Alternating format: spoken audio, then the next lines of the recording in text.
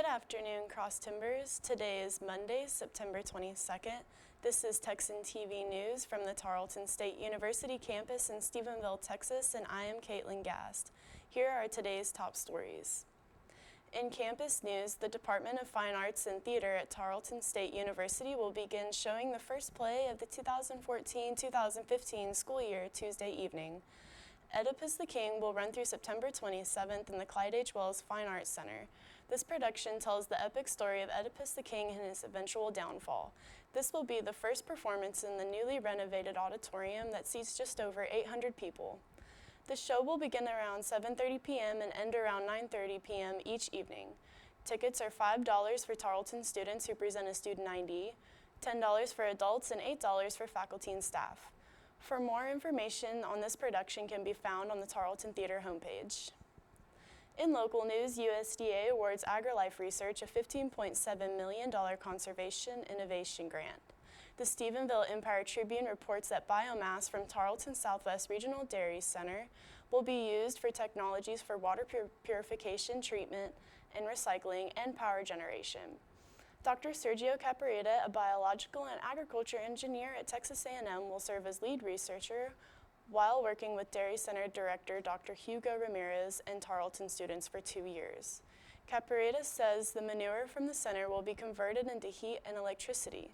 The project also includes developing resource conservation practices and handling wastewater and from the Dairy Center. Tarleton's Dean of Agriculture and Environmental Science, Dr. Don Cawthon, says he hopes the grant will aid in helping solve environmental issues facing the dairy industry and other animal operations. And now today's Texas, national, and international news from the Associated Press. In Texas news, confirmed by the Dallas News, the Maven spacecraft has finally made it to Mars after a 442 million-mile journey that started nearly a year ago. The $671 million mission, known as MAVEN, short for Mars Atmosphere and Volatile Evolution Mission, will study the Martian atmosphere. The craft is the length of a school bus and as heavy as an SUV. Scientists believe studying Mars will present clues about how the planet went from being a warm and wet environment billions of years ago to cold and dry. They also believe that it may have harbored microbial life. Scientists hope that this research will provide answers to these questions and many more within the duration of the mission. In national news, hundreds of domestic wells in California's Central Valley are running dry amid the states. About 290 families in East Porterville, a poor, largely Hispanic town of about 7,000 residents, have said that their shallow wells have been depleted. California is locked into its third year of drought and groundwater levels dropping. Residents and farmers have been forced to drill deeper and deeper to find water sources. Tulare County spokeswoman Denise England proposed that East Porterville connect to the main water main located in Porterville, but that would cost more than $20 million and would take up to 5 years, and that's if the project didn't hit any political snags. In the meantime, charities have stepped up with a religious group in Cincinnati, Ohio, donating water. Girl Scouts have been setting up collection points to collect money to help install tanks next to homes. A local bank donated $50,000 to Self-Help Enterprise, a non-profit housing company, to provide more homes with water tanks.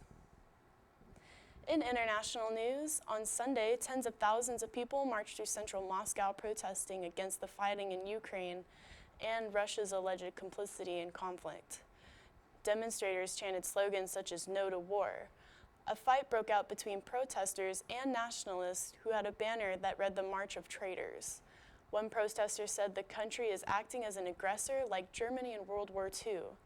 The fighting between the Ukrainian forces and pro-Russian separatists in eastern Ukraine has already killed more than 3,000 people. According to the Weather Channel, it will be partly cloudy with a high of 84 degrees Fahrenheit and a low of 61 degrees. Tuesday, there will be a high of 82 degrees Fahrenheit and a low of 58 degrees. This has been a production of Texan TV News, a product of the Texan News Service from the Tarleton State University campus in Stephenville, Texas. Tune in to Northland Cable Channel 9 on weekdays at 12:30 for each day's top stories and Wednesdays at 1 for the week's top stories in Spanish. You can follow the Texan News Service on Facebook and Twitter, and check out our website at www.texannews.net for all of your latest local, state, national, and international news, as well as all of your entertainment and sports updates and the live stream of Texan TV News. Today's broadcast was produced by Hillary Foreman, Taylor Kennedy, Alejandra Araguin, and Dixie Taylor.